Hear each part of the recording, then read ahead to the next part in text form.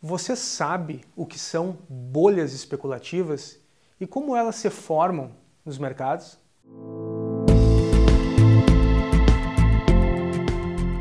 Olá, bem-vindo ao canal, sou Rafael Desconze. Se você é novo por aqui, nesse canal compartilho conteúdos de finanças, investimento e economia.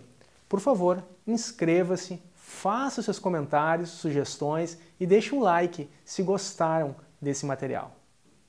Nesse vídeo, iremos falar sobre como as bolhas especulativas se formam no mercado financeiro, suas características, seus riscos e, principalmente, seus impactos quando estouram.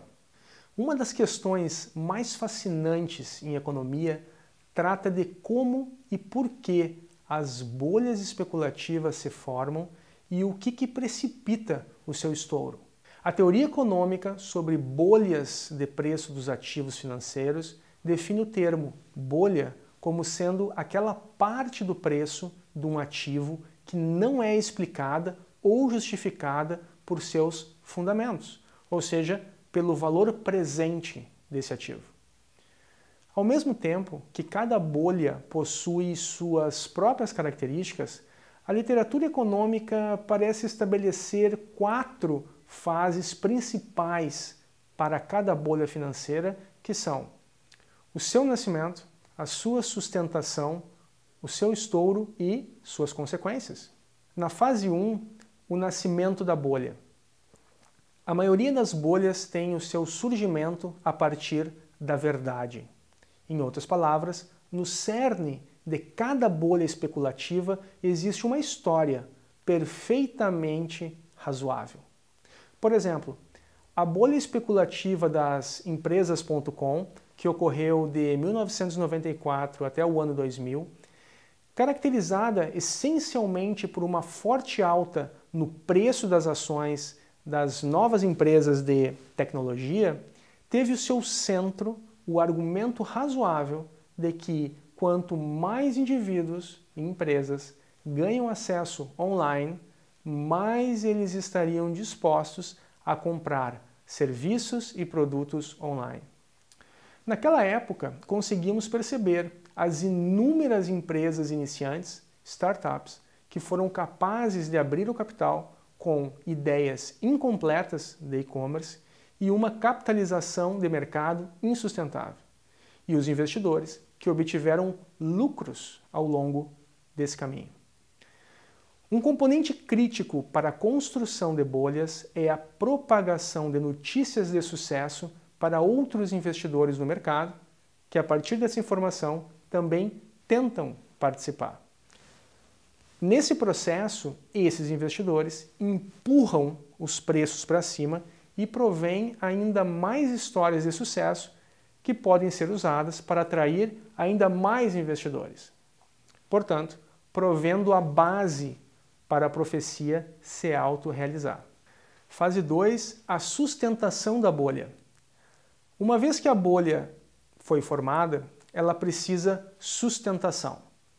Parte dessa sustentação é proporcionada por agentes institucionais que ganham dinheiro com a bolha e buscam preservar interesses pessoais na preservação e na expansão dessa bolha.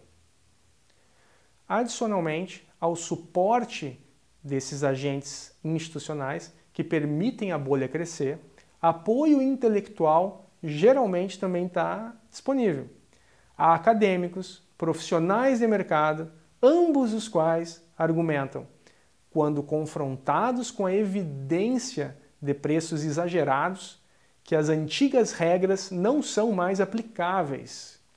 Novos paradigmas estão presentes agora, justificando que os altos preços e aqueles que discordam são desacreditados, considerados antiquados e desconectados da realidade.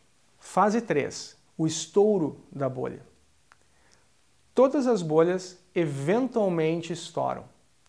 Contudo, parece não haver um único evento precipitante que causa a reavaliação. Ao contrário, existe uma confluência de fatores que parecem liderar para a implosão dos preços.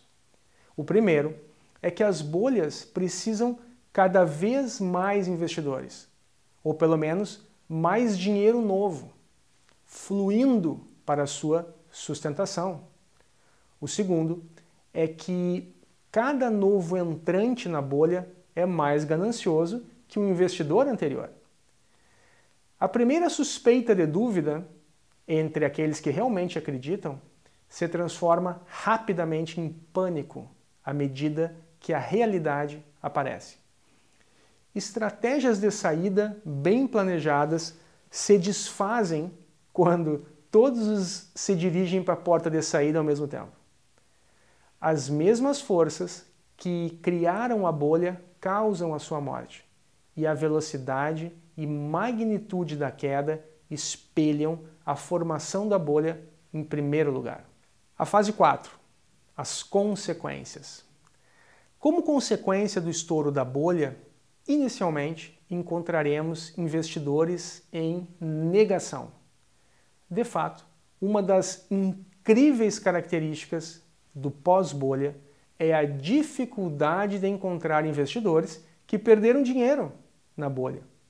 Ou o investidor fala que era um dos precavidos e prudentes, que não fez o investimento na bolha, ou que era muito esperto e previu que a queda estava vindo e saiu em tempo para evitar quaisquer perdas. Enfim, finalmente, investidores tiram lições que juram que não irão aderir novamente a novas bolhas.